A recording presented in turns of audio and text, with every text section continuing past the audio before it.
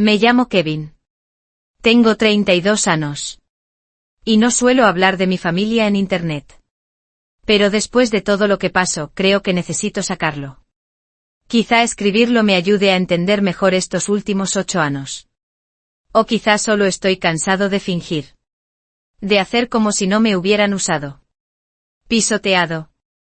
Y tirado a un lado. Como si yo fuera solo un escalón para que otros suban. Sea como sea, esta historia empieza con una promesa. Una promesa que hice cuando tenía 24 años. Y termina en un juzgado. Con una sola pregunta de un juez. Una pregunta que dejo a mi hermano callado para siempre. Crecí en una familia de esas. Donde las expectativas pesan. Donde el amor es condicional. Y donde los sacrificios casi nunca se reconocen. Y mucho menos se devuelven. Mis padres eran de la vieja escuela, en todo. Estrictos. Orgullosos. Obsesionados con las apariencias. Mi padre trabajó en la construcción. Hasta que una lesión de espalda lo dejó con una incapacidad. Mi madre llevaba una guardería en casa. Para ayudar a pagar las facturas. No éramos pobres exactamente. Pero cada euro tenía que estirarse. Aún así, ellos tenían grandes sueños para su hijo pequeño. Mi hermano Jeremy. Jeremy siempre fue el niño de oro. Zapatos nuevos cada curso. Cumpleaños con temática. Clases particulares cuando bajaban las notas. Y yo, en cambio. Yo recibía lo que sobraba. No lo digo con amargura. Simplemente era así. Yo llevaba su ropa usada. No tuve carnet hasta que pude pagarme mi propio coche. Y empecé a trabajar a tiempo parcial con 16 años. Mis padres siempre decían. Eres fuerte, Kevin. Tú estarás bien. Jeremy es diferente. Necesita más apoyo. Esa frase fue el lema de mi juventud. Cuando tenía 24 años, trabajaba en 2 empleos. De día, repartidor. De noche haciendo inventario en un almacén. Dormir era un lujo. Un lujo que casi nunca tenía. Pero seguía. ¿Por qué? Porque Jeremy acababa de entrar en la facultad de Derecho. Y mis padres no tenían dinero para ayudarle. Él tenía algunas becas. Pero aún faltaban miles. Matrícula. Piso. Libros. Gastos de vida. Y de alguna manera, casi sin hablarlo. Se dio por hecho que yo me encargaría. Recuerdo el momento exacto en que acepté. Era una tarde tranquila. La luz entraba por las persianas. Yo acababa de terminar un doble turno. Estaba con un trozo de pizza fría. Intentando no quedarme dormido. Cuando mi madre se sentó a mi lado. Llevaba la carta de admisión de Jeremy. Como si fuera un billete de oro. Me miró orgullosa. Esperanzada. Y dijo. Le han cogido a tiempo completo 3 años. Puedes ayudarle, Kevin. Solo hasta que se estabilice. No había un por favor. Solo ese tono que deja claro que no tienes opción. Yo asentí. ¿Qué otra cosa podía hacer? Así que pagué el alquiler de su piso. La compra. Un portátil. Un empaste de urgencia un semestre. Libros que costaban más que el seguro de mi coche al mes. Cogí más turnos. Hice trabajos sueltos. Y hasta pospuse mudarme solo. Para seguir viviendo gratis con mi abuela. Salía a trabajar a las 8 de la mañana. Volvía sobre la 1 de la madrugada. Me desplomaba en un colchón en el ático. Y al día siguiente otra vez. Mientras tanto, Jeremy vivía el sueño universitario. Grupos de estudio. Prácticas. Eventos de contactos. Incluso un viaje a Miami en vacaciones de primavera. Y no me dio las gracias ni una sola vez. Ni una. Al principio me decía que estaría estresado. Derecho es duro, ¿no? Quizá estaba demasiado ocupado. O demasiado desbordado. Para darse cuenta de todo lo que yo hacía. Yo le buscaba excusas. Lo dejaba pasar. Yo estaba orgulloso de él. De verdad. Pensaba que algún día lo lograría. Que tendría éxito. Y que recordaría quién le llevó hasta ahí. La única que lo veía de verdad era mi abuela. Ella era mi refugio en esa casa. Tenía una mirada que atravesaba a la gente. Ojos afilados. Lengua más afilada aún. Pero manos suaves. Se sentaba conmigo por la noche cuando volvía. Preparaba té. Aunque ella no lo bebía. Decía. Trabajas demasiado. Y ese chico lo da por hecho. Yo lo quitaba importancia. Decía. Es temporal. Pero en el fondo creo que sabía que tenía razón. La falta de respeto no llegó de golpe. Fue un goteo. Primero, Jeremy se quejaba. Decía que tardaba mucho en mandarle dinero. Luego ponía los ojos en blanco. Cada vez que yo decía que estaba cansado. Yo aparecía con la compra y él decía. No has traído leche de almendras. Te dije que estoy dejando los lácteos. Una vez le llevé la cena. Después de un día de 15 horas. Y ni levanto la vista del portátil. Solo murmuro. Te has olvidado de la salsa. Sin salsa no puedo comerlo. Eso dolió. Claro que dolió. Pero yo me callé. Y seguí apareciendo. Porque eso es lo que haces por la familia, ¿no?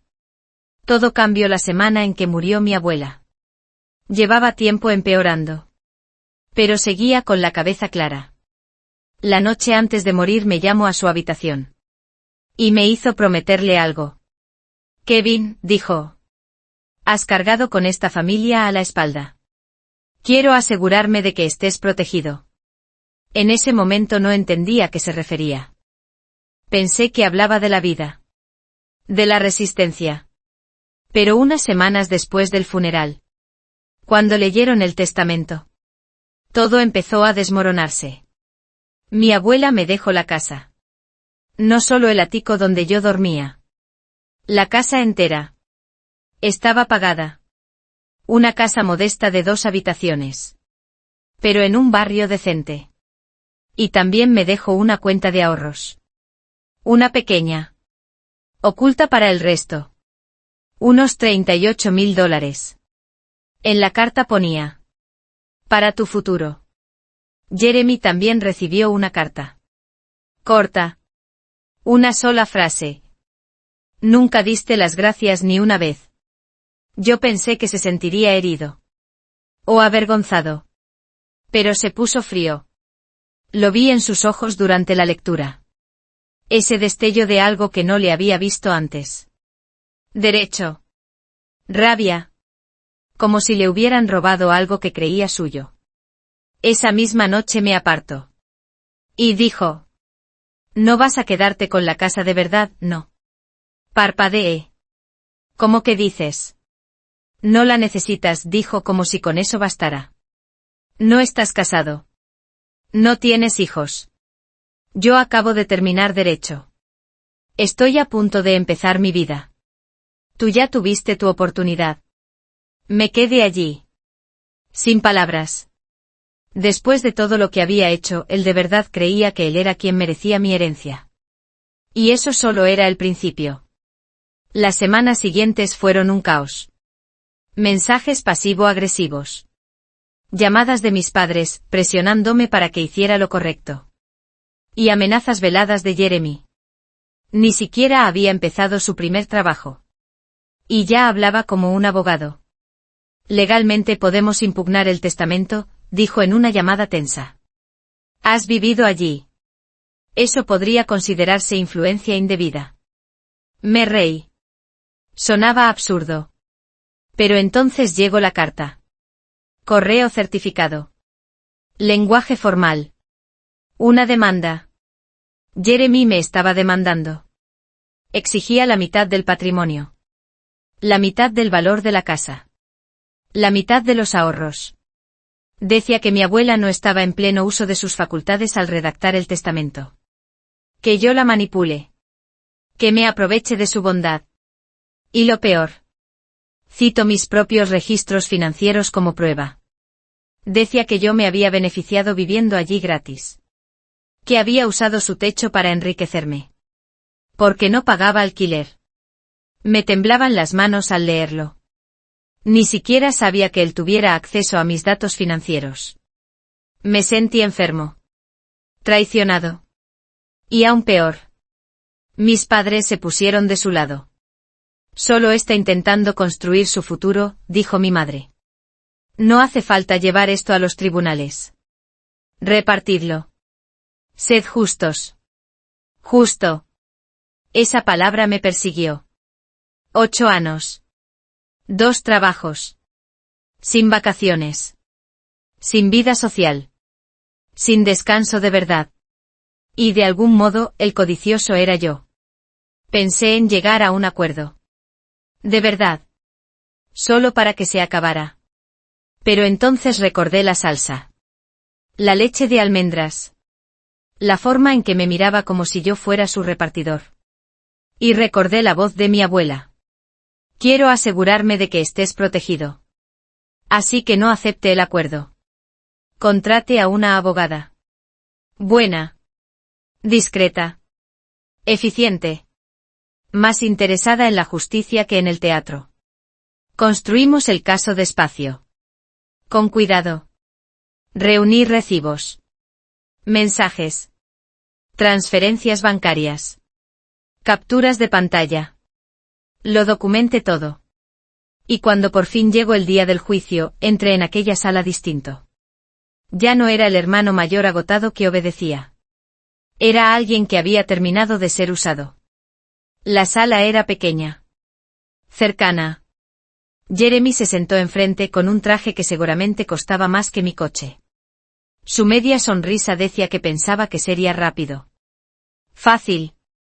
Que el juez miraría mis manos encallecidas, mi reloj barato, mi camisa gastada. Y fallaría a su favor. Pero el juez abrió el expediente. Le hizo una sola pregunta. Y todo cambió. Al principio ni la oí. Yo estaba mirando a Jeremy. Tan tranquilo. Brazos cruzados. Los labios curvados en esa sonrisa pulida. La sonrisa que uno practica en el espejo. Horas. Durante años. Para cualquiera, era un joven profesional prometedor. Ambición. Éxito. Pero para mí seguía siendo el mismo. El niño que fingía dolor de barriga para no hacer tareas. El adolescente que me dejaba cargar con la culpa por la luna rota del coche de mi padre. El hombre que nunca dijo gracias mientras yo me vaciaba para construirle el futuro. El juez carraspeó. Señor Bennett, dijo mirando a Jeremy. Veo aquí que su hermano transfirió más de $64,000 a su cuenta en 3 años. ¿Puede explicar la naturaleza de esos pagos? La sala quedó en silencio. Jeremy parpadeó una sola vez.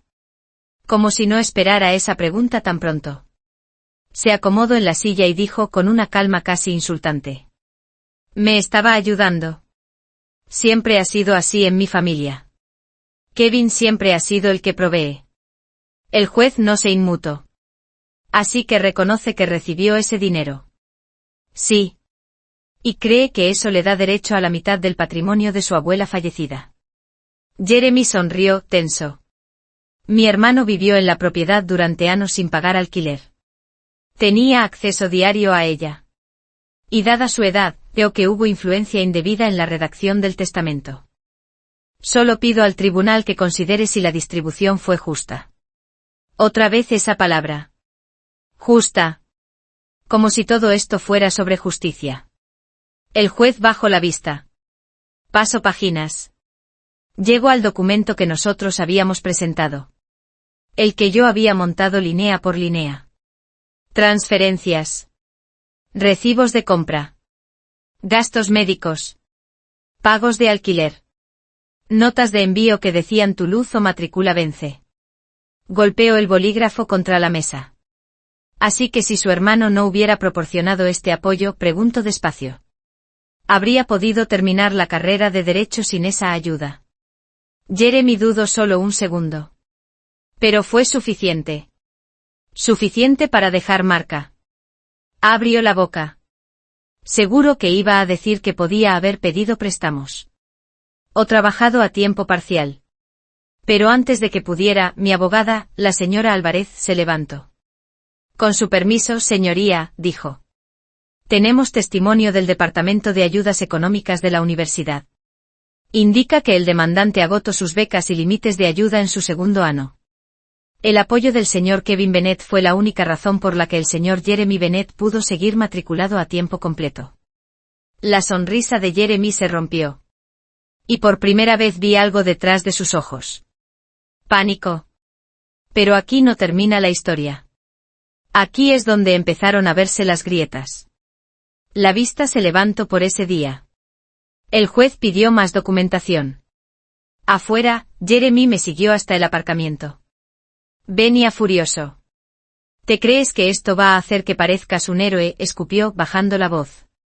¿Te crees que vas a dar pena sacando recibos? No dije nada. Se acercó más. ¿Quieres hacerte el mártir? Pues adelante.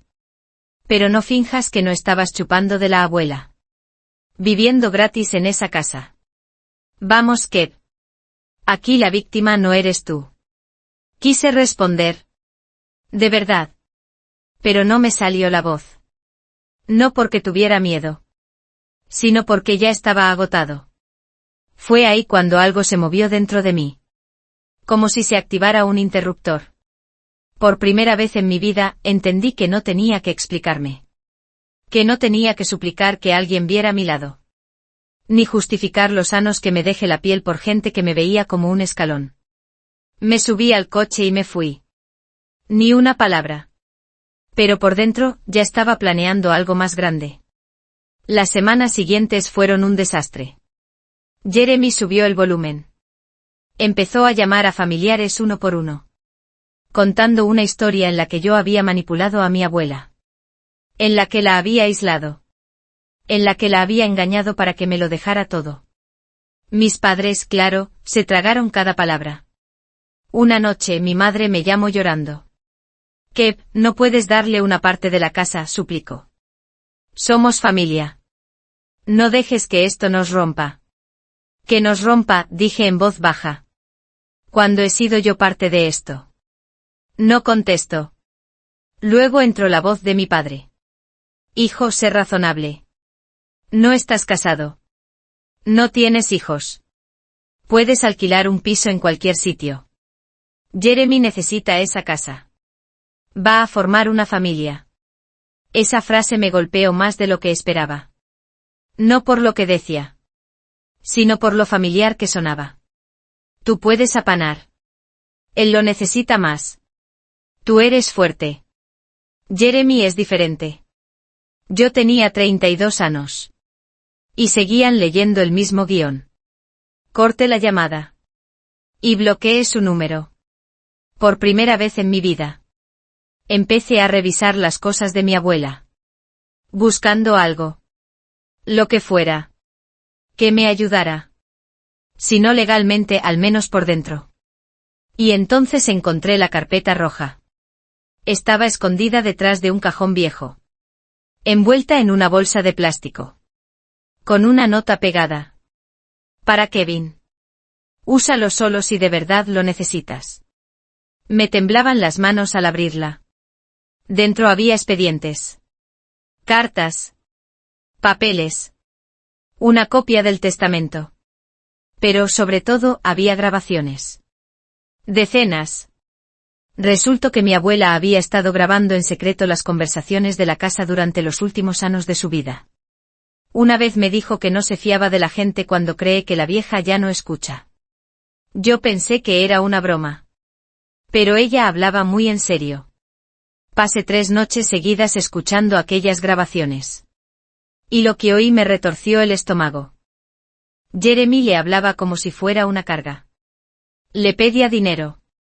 Le gritaba cuando ella decía que no. Incluso se burlaba de sus lapsos de memoria. No te acuerdas, ¿verdad? Pues que Kevin te escriba el testamento, ya que es tu favorito. Hubo una grabación que se me quedó clavada. Estaba fechada 3 meses antes de que muriera. Su voz sonaba tranquila, pero firme. Voy a dejarle la casa a Kevin, dijo. Es el único que se la merece. Jeremy no ha dado las gracias ni una sola vez. Solo sabe coger. Y algún día intentará quitarle cosas a Kevin también. Ese chico tiene buen corazón. No va a pelear, a no ser que yo le obligue a hacerlo. Se me cortó la respiración. Me quedé sentado a oscuras, escuchando su voz una y otra vez. Como si me abrazara las costillas rotas. Al día siguiente llevé las grabaciones a la señora Álvarez. Se quedó en silencio un rato después de escucharlas. Luego asintió despacio. Esto lo cambia todo. Mientras tanto, Jeremy se crecía más. Empezó a aparecer por la casa sin avisar. Una tarde volví del trabajo y lo vi en el porche. Iba de un lado a otro con un portapapeles. ¿Qué haces aquí?, pregunté. Una tasación, contestó sin levantar la vista. Estoy pidiendo presupuestos. Habrá que repartir el valor. Tú no vives aquí. Lo miré. En rigor, tú tampoco, soltó con una sonrisa de desprecio. Ahí fue cuando se rompió algo. La gota final. Llamé a la policía. Se fue antes de que llegaran. Pero para mí ya era suficiente. La semana siguiente presentamos una orden de alejamiento. Mi teléfono estalló. Mensajes de voz de primos. Mensajes de mi tía. Incluso mi madre se presentó en mi trabajo exigiendo hablar. Lo ignoré todo. Toda mi vida había sido el buen hijo. El hermano fiable. El que recogía los trozos y mantenía la paz. Ya no. No cuando la paz costaba mi dignidad. El juicio quedó fijado para 3 semanas después. Durante ese tiempo, Jeremy lanzó su última ofensiva para controlar la opinión. Publicó en Facebook un texto largo y dramática. Hablo de traición. De cómo él lo había sacrificado todo por la familia. Solo para ser engañado por las mismas personas a las que quería. No me nombro. Pero no hacía falta. Todo el mundo sabía de quién hablaba. La gente comentó. Algunos lo defendieron. Otros se quedaron callados. Pero hubo un comentario que me dejó quieto. Era de su exnovia. La que había salido con él en la universidad. Solo una frase. Qué curioso que te hayas dejado la parte en la que tu hermano te pagó el alquiler durante 3 años. Jeremy borró la publicación 1 hora después. Y un día antes de la vista, me escribió.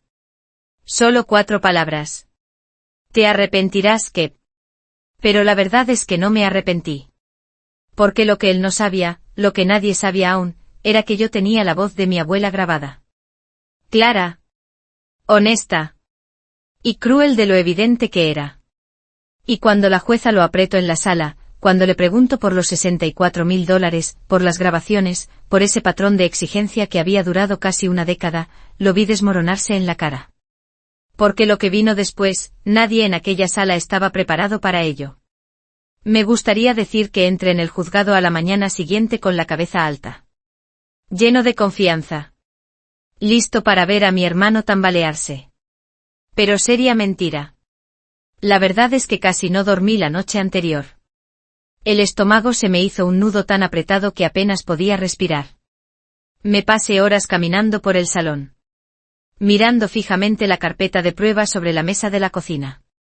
Las grabaciones. Los recibos de transferencias. Los papeles legales. Y por primera vez desde que empezó todo, me permití hacerme la pregunta que llevaba meses evitando. ¿Y si pierdo? No solo el caso. Sino todo. Porque siendo honestos, esto no iba solo de la casa. Ni del dinero. Ni siquiera del testamento. Iba de toda mi identidad. Durante 8 años volqué mi vida en el futuro de otra persona. Aplace mis sueños. Mis metas. Mi salud. Mis relaciones. Mi paz mental. Todo por Jeremy. Si una jueza decidía que nada de eso contaba. Que podía retorcerse y borrarse con un par de tecnicismos y el encanto arrogante de Jeremy. ¿Qué decía eso de mí? ¿Quién era yo? Si yo no era el que lo sostenía todo para que no se cayera, entonces ¿quién era? A las 2 de la madrugada, me senté a oscuras. Con una taza de té ya frío en las manos. La taza vieja de mi abuela, con el borde desconchado. Y por primera vez en años lloré. No de rabia. Ni siquiera de tristeza. De agotamiento.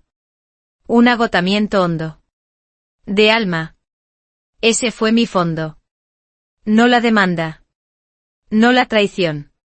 Sino darme cuenta de que no sabía quién era si no me estaba sacrificando por otros. Aquella mañana me puse mi único traje. Me quedaba un poco grande. Lo había comprado para una entrevista de trabajo de hace años, una entrevista que no conseguí. Me miré al espejo intentando arreglarme el cuello. Y por un segundo casi me reí. Jeremy entraría con un conjunto a medida de $900. Zapatos brillantes. Un corte de pelo que probablemente costaba más que mi compra del mes. ¿Y yo? Yo parecía alguien que llevaba una década peleando cuesta arriba. Pero por primera vez, no odié lo que vi. Porque todo lo que había hecho, cada cicatriz, cada línea de cansancio en la cara, cada dólar que había soltado, era real. Honesto. Ganado. Y Jeremy estaba a punto de descubrir cómo se ve esa fuerza silenciosa. Aquel día en el juzgado fue distinto. Jeremy ya no sonreía tanto. Estaba tenso. Miraba una y otra vez hacia el maletín de mi abogada. Su traje nuevo seguía impecable, sí. Pero sus manos no paraban. Tiraba de los puños. Ajustaba botones. Golpeaba la mesa con los dedos. Esa fachada fría y pulida, esa armadura, empezaba a agrietarse. Y yo no hablaba mucho. Pero cuando le entregué a la jueza la carpeta con las grabaciones, sellada, documentada, indexada por fechas y temas, vi cómo cambiaba el aire. Más denso. Más lento. El abogado de Jeremy pidió un receso. Se lo concedieron. Y ahí fue cuando todo empezó a venirse abajo para él. Primero, la jueza declaró las grabaciones admisibles. Mi abogada había hecho el trabajo. Demostró que eran legales según la ley de consentimiento de una sola parte del Estado. Verificó la cadena de custodia. Todo. El abogado de Jeremy protestó claro. Pero no sirvió. Después se reprodujeron una a una. No para toda la sala. Solo para la jueza en su despacho. Pero nosotros oíamos el sonido amortiguado. La voz de mi abuela. Y luego la voz de Jeremy. Alta. Condescendiente. Cruel. Exigiendo dinero. Reprochándole favoritismos cuando ella no podía pagarle ni los recibos. Incluso bromeando con que algún día demandaría a Kevin por la casa. Le observé la cara mientras sonaba. No parpadeó. No se movió. Pero su mandíbula se fue tensando más y más. Hasta que pensé que se le iba a partir un diente. Esa fue su caída. Y mi levantarse no llegó en un único instante dramático. Llegó en silencio. Despacio. Durante los meses siguientes. Porque los juicios, al contrario de lo que venden las películas, no se resuelven en una tarde. Hay aplazamientos. Negociaciones. Peticiones de documentos. Escritos. Incidentes. Es agotador. Caro. Y te castiga por dentro. Pero yo aguanté. Porque tenía que hacerlo. No solo para ganar. Sino para curarme. Y en ese tiempo lento, en ese intervalo, pasó algo inesperado. Empecé a vivir. A vivir de verdad. Por primera vez en casi una década, no trabajaba en 2 sitios. El almacén me despidió durante la pandemia. Y no volví a coger un segundo trabajo. Al principio pensé que me hundiría. Sin trabajo extra. Sin esa rueda. Solo quietud. Pero en esa quietud encontré espacio. Espacio para pensar. Para respirar. Para preguntarme lo que llevaba demasiado tiempo enterrando bajo la responsabilidad. ¿Qué quería yo? ¿Qué tipo de futuro podía construir para mí? No para Jeremy. Empecé con cosas pequeñas. Arreglé el porche trasero de mi abuela. Llevaba años queriendo repararlo. Me vi tutoriales en YouTube. Compré la madera con mi propio dinero. Y lo hice tabla a tabla. Luego arreglé el grifo que goteaba en la cocina. Pinté el ático. Reordené sus álbumes de fotos viejos. Cada tarea, por sencilla que fuera, se sentía como recuperar algo mío. Y un día saqué un cuaderno de bocetos viejo del ático. Yo dibujaba en el instituto. Lo dejé más o menos cuando empecé a encadenar trabajos y turnos de noche. Pero mi abuela había guardado aquel cuaderno. Estaba metido en una caja con una etiqueta. Las cosas de Kevin. No tirar. Pase páginas. Personajes de anime mal hechos. Castillos de fantasía. Unos cuantos autorretratos torpes. Me reí. Luego cogí un lápiz. Y volví a dibujar. Al principio se sintió raro. Como ponerse unos zapatos que habías olvidado que tenías. Pero después se sintió bien. Se sintió correcto. Empecé a dibujar cada noche. A veces durante horas. Al final escaneé algunas páginas. Las limpié en digital. Y las subí a internet. No esperaba gran cosa. Solo quería compartir. Pero la gente empezó a comentar. A dar me gusta. A seguirme. Alguien me escribió preguntando si hacía encargos. No era mucho. $50 por una ilustración personalizada. Pero fue el primer dinero que gané en años por algo que era solo mío. Y encendió algo dentro de mí. Así que seguí. Abrí una tiendecita en Etsy. Empecé a hacer algún trabajo por mi cuenta. No me convertí en un artista famoso de la noche a la mañana. Pero despacio, en silencio, estaba construyendo algo real. Algo que no necesitaba la aprobación ni el permiso de nadie. Por las noches me sentaba en el porche ya arreglado. Con una taza de té. La misma taza desconchada de mi abuela.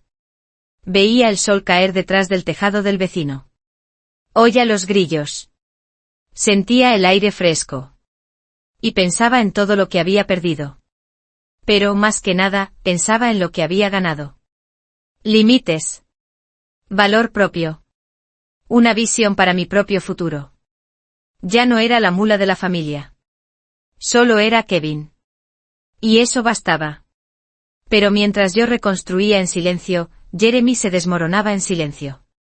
La noticia se extendió. Las grabaciones se filtraron de algún modo. Quizás por alguien del juzgado. O quizás por el propio abogado de Jeremy. Fuera como fuese, los audios llegaron primero a familiares lejanos. Luego a algunos amigos en común. No pasó mucho hasta que empezaron los susurros.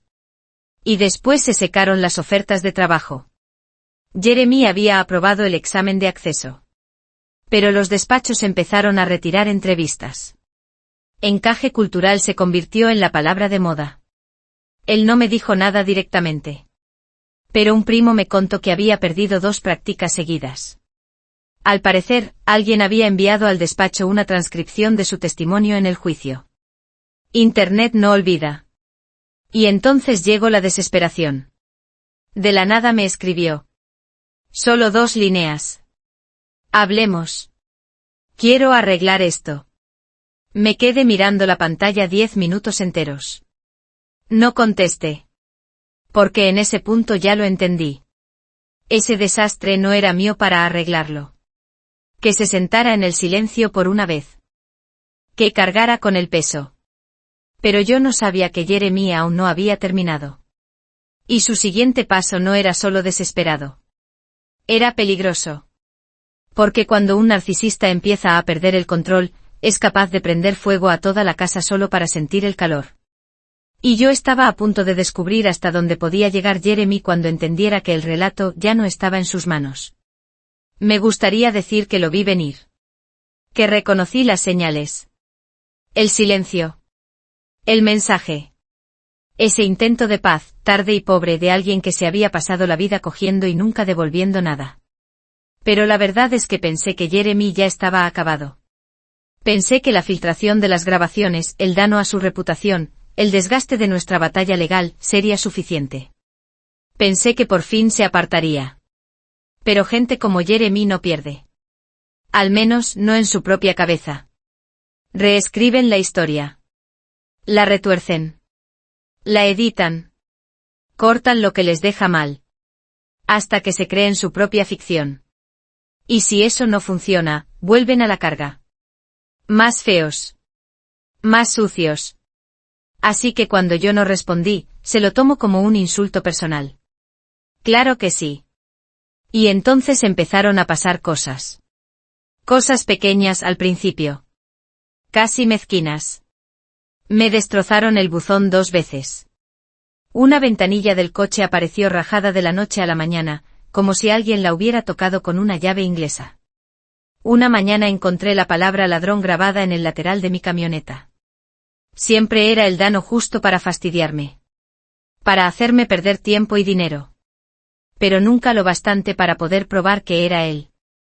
Puse denuncias. No pasó nada. Sin testigos. Sin cámaras.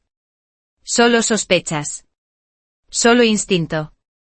Y una presión creciente en el pecho que me decía que esto no había terminado. Ni de lejos. Aún así, me mantuve sereno. Seguí arreglando lo que él rompía. Pintando. Reparando. Sin reaccionar. Porque yo ya estaba planeando algo más grande. Todo empezó con una visita al archivo del condado. Al principio ni siquiera sabía qué buscaba. Quizás cierre. Quizás respuestas. Pero una parte de mí se preguntaba si mi abuela había dejado algo más. Documentos. Notas. Tal vez otra carta. Ella siempre había sido meticulosa. Casi paranoica. Guardaba copias físicas de todo. Creía que los registros digitales eran más fáciles de borrar. Pasé horas revisando carpetas de papel. Documentos antiguos de impuestos de la propiedad. Cartas escaneadas que ella había presentado al condado. La mayoría era rutinario. Hasta que encontré la escritura de transferencia. Mi abuela no solo me dejó la casa en su testamento. Me había puesto la casa a mi nombre antes de morir. Casi 6 meses antes. Y junto al expediente había una carta notarial, escrita por ella, explicando por qué. Mi nieto Kevin ha vivido conmigo durante más de una década. Ha proporcionado cuidados, apoyo económico y compañía sin esperar nada a cambio. Estoy transfiriendo la escritura antes para evitar confusiones tras mi muerte. Mi otro nieto, Jeremy, no ha estado implicado en mis cuidados y solo ha mostrado interés económico por esta propiedad. La carta tenía fecha. Estaba notarizada. Con testigos. Registrada como correspondía. Eso significaba que toda la demanda de Jeremy estaba muerta antes de nacer. Incluso si el testamento se hubiera anulado, cosa que no iba a pasar, la casa ya no formaba parte de la herencia. Era mía. Legal. Limpia. Sin disputa. Sin resquicios. Sin zona gris. Me quedé sentado en aquella sala de archivo bajo luz fluorescente con un silencio que ahogaba. Leí la carta una y otra vez. Con el corazón golpeándome dentro. Esto no era solo protección. Era un mensaje. Mi abuela lo sabía. Había visto a Jeremy tal y como era, incluso antes de que yo lo viera. Y se aseguró de que no pudiera tocar lo que yo había construido con ella. Eso lo cambió todo. Porque ahora tenía palanca. Y por primera vez podía pelear en mis propios términos. Copié los documentos de la escritura. Escaneé la carta. Hice varias copias de seguridad. Las guardé en un disco duro. En la nube. Y también imprimí copias extra. Una para mi abogada. Una para mi caja fuerte. Y otra la dejé en la camioneta por si acaso. Entonces llamé a la señora Álvarez. Cuando le conté lo que había encontrado, hubo una pausa. Y luego una risita lenta, como de quien ya entiende el final. Bueno, dijo, eso sí que es una carta ganadora. Me recomendó esperar. Dejar que Jeremy siguiera empujando. Dejar que siguiera cavando su propio hoyo. Y cuando llegara el momento soltábamos la escritura como un martillo. Pero yo aún no había terminado. Porque esto ya no iba solo de ganar. Iba de revelar. Jeremy había construido toda su identidad sobre una mentira. Que era el Nino de oro hecho a sí mismo. El abogado exitoso que se había levantado tirando de sus propias botas. Mientras su hermano mayor, el perdedor, vivía a costa de la dulce abuela. Esa historia era cómo conseguía prácticas. Cómo trabajaba. Cómo engañaba a amigos, profesores, novias, colegas. Y yo iba a destrozarla. Así que empecé a reunir cosas. No solo papeles legales. También historias. Testimonios. Pruebas. Contacté con su exnovia. La misma que había comentado bajo su publicación de Facebook. Al principio dudó. Era normal. Pero cuando le expliqué lo que Jeremy estaba intentando hacer, se abrió. Resultó que durante su relación ella le había prestado casi $5.000. Él nunca se los devolvió. Ella conservaba los movimientos de Venmo y los mensajes donde él prometía pagarlos. Me lo envió todo. Encontré a otro compañero de clase. Jeremy le pidió dinero para libros. Después desapareció. Prometió devolverlo tras sus primeras prácticas. Nunca pasó. Ese chico tenía correos que lo demostraban. Hablé con un antiguo compañero de piso. Jeremy se escaqueó de 3 meses de alquiler antes de irse de repente. Nunca respondía a los mensajes. Nunca enviaba el dinero. Pieza a pieza el patrón apareció. Jeremy no solo me quitó a mí. Le quito a todo el mundo. Y entonces hice algo que, visto con perspectiva, puede parecer mezquino. Pero también fue estratégico. Abrí un blog. Al principio anónimo. Lo titulé Build on Lies. Publiqué mi historia. Solo hechos. Sin nombres. Sin detalles que delataran a nadie.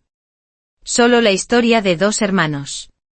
Uno que lo sacrificó todo por el otro. Y otro que le pagó con una demanda. Por una casa que nunca se ganó. Incluí capturas de pantalla. Reales. Pero con los datos tachados. Recibos. Citas. Entradas de diario. Testimonios con permiso. Enlace la cronología. Mostré los números. No se hizo viral. Pero empezó a moverse despacio por debajo. Unas decenas de compartidos. Luego unos cientos. Algunos subreddits legales lo recogieron. Un foro de estudiantes de derecho lo comentó. Alguien escribió. No sé quién será este Jeremy, pero espero que el juez lo hunda. Yo no respondí. No me hacía falta. Porque tenía algo mejor que la simpatía de Internet. Tenía un plan. Y el juzgado nos volvía a llamar. Jeremy presentó otra moción.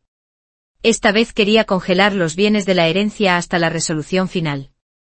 Era una maniobra para ganar tiempo. Pero nos obligó a volver a sala. Fue entonces cuando la señora Álvarez me dio luz verde. Vamos a hacerlo público, dijo. No tienes nada que esconder. Así que presentamos una moción de desestimación. Adjuntamos la escritura notarial de transferencia. La carta de mi abuela. Los recibos.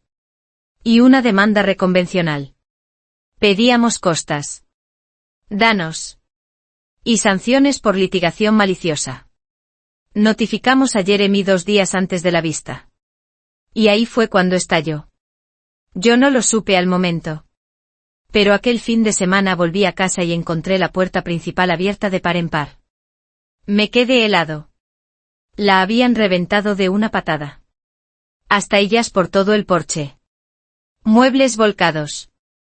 Cajones vaciados. Mi portátil había desaparecido. Y también el disco duro externo de las copias. Al principio entré en pánico. Pensé que lo había perdido todo. Pero Jeremy cometió un error. No encontró el sobre pegado detrás del termo. El que tenía una copia completa. Y tampoco sabía que mis archivos más importantes no estaban guardados en local. Estaban en la nube. Cifrados. Con contraseñas que yo nunca escribí en ningún sitio físico. Llamé a la policía. Puse la denuncia. El agente me preguntó si tenía sospechosos. Yo no dije su nombre. No hacía falta.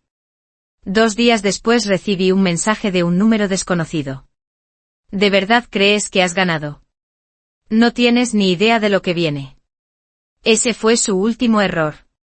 Porque lo llevé directamente ante el juez. Y la siguiente vista ya no iba solo de la casa. Iba de él. Y yo aún no había jugado mi última carta. Porque mi abuela había dejado una grabación más. Una que yo no había presentado todavía. Una que iba a dejar la sala en un silencio absoluto. La guardé para el momento perfecto. El momento en que Jeremy creyera que aún tenía una oportunidad. El momento en que se levantara y mintiera una última vez. Y yo por fin pudiera decir: poned la grabación. No ocurrió de golpe. La venganza. La de verdad. La que no solo sabe bien, sino que se queda. No llega en una explosión. Llega en una serie de decisiones pequeñas, deliberadas. Controladas. Pacientes. Implacables. Sin levantar la voz. La última vista cayó en un jueves gris. La noche anterior había llovido. El aparcamiento del juzgado estaba resbaladizo. Con charcos. Y casi vacío. Llegué pronto. Me quedé un rato dentro de la camioneta, mirando el edificio. Tenía las manos firmes. La mente clara. No estaba nervioso. Ni siquiera estaba enfadado ya. Estaba listo. Dentro, la sala se fue llenando poco a poco. Mi abogada, la señora Álvarez, me saludó con un leve gesto de cabeza. Está aquí, dijo simple, mirando por encima de mi hombro. Me giré y vi a Jeremy entrar, flanqueado por su abogado. Pero ya no era el mismo. Se le veía hundido. El pelo demasiado largo. Los hombros un poco caídos. Sus trajes, antes impecables, ahora estaban arrugados y cansados. Sin sonrisa. Sin chulería. Solo esa tensión en la mirada. Como un hombre que llevaba meses intentando pegar los trozos de una imagen pública que no dejaba de romperse. Entró el juez. Nos pusimos en pie. Empezó la vista. El abogado de Jeremy soltó un discurso sobre malentendidos. Sobre tensiones familiares. Sobre cómo Jeremy siempre había actuado de buena fe. Pintó el retrato de un hombre al que le habían negado su herencia legítima. Un hombre que solo buscaba lo justo. Sonaba hueco. En la sala se notaba. Luego fue nuestro turno. La señora Álvarez no hizo teatro. Dejó que hablaran las pruebas. Presentó todos los documentos de la escritura. La carta notarial. Los registros financieros.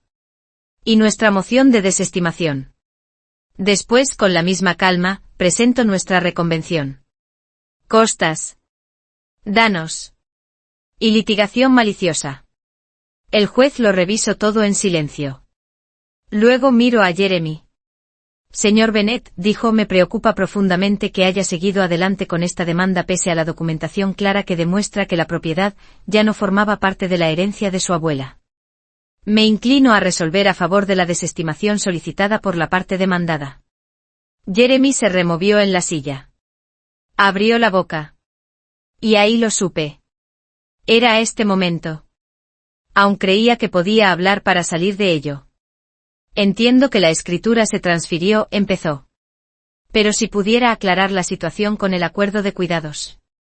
Se estaba preparando para retorcerlo. Para vender una historia triste. Para enturbiar el agua. Yo miré al juez. Señoría, dije, poniéndome en pie despacio. Con su permiso, hay una última prueba que me gustaría aportar. Él asintió. Metí la mano en el maletín y saqué un único USB. Llevaba una etiqueta escrita por mí. 14 de diciembre, cocina. El juez hizo una señal. Un funcionario acercó el portátil. Empezó el audio. Al principio muy bajo. Solo ruidos de fondo. El tintineo de algo. La voz de mi abuela. Cansada, pero lucida. Y luego la voz de Jeremy. Afilada. Altiva. Inconfundible. No me importa lo que diga tu testamento. Abuela, sabes que Kevin lo va a retorcer. Siempre lo hace. Eres vieja. No te acuerdas de las cosas. Podría coger esa casa mañana mismo y él me dejaría. ¿Crees que es fuerte? Es débil. Existe para cargarnos a nosotros. Es lo único para lo que sirve. Hubo una pausa.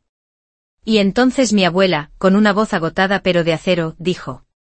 Entonces quizá ya va siendo hora de que alguien te suelte. La sala se quedó inmóvil. La cara de Jeremy se volvió blanca. Su abogado se inclinó y le susurró algo. Pero él no escuchaba. Solo parpadeaba. Como si el suelo se hubiera abierto bajo sus pies.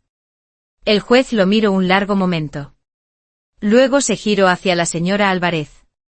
La desestimación queda concedida. La parte demandada conserva la plena titularidad de la propiedad. La demanda reconvencional por daños continuará a revisión. Golpe seco. Mazo sobre la mesa. Se acabó. Jeremy se levantó despacio. Ni siquiera me miró. Se dio la vuelta y salió de la sala. La cara tensa. Los puños cerrados. No dijo una sola palabra. Pero yo no había terminado. Fuera, el sol había salido. Empujaba a través de las nubes grises.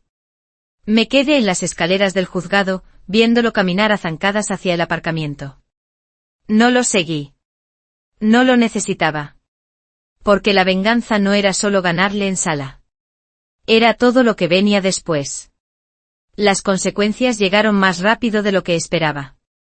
2 días después, la historia explotó en Internet.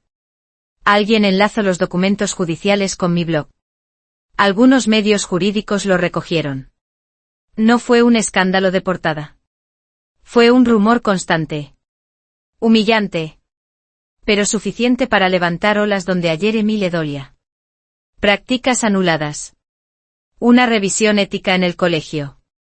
Profesores de derecho desmarcándose de su conducta. Antiguos amigos dejando de seguirle en público. Incluso sus ex en foros contando lo suyo de forma anónima. El relato ya no era suyo. Intento contraatacar. Saco un comunicado online. Una especie de no disculpa. Vago. Hablando de traumas familiares y malentendidos. Pero nadie se lo creyó. Su nombre se volvió sinónimo en un rincón pequeño de Internet, de entitlement y autodestrucción. Y yo. Yo volví a casa. A mi porche. Repare paredes. Pinte la cocina donde mi abuela y yo hacíamos té. Plante un jardín en su honor. Pequeño.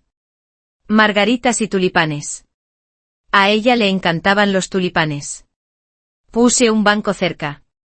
Lijado y barnizado a mano. En el banco grabé una frase. Los fuertes cargan, pero también merecen descansar.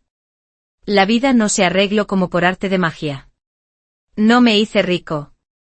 No me hice famoso. Seguía habiendo facturas. Fechas límite.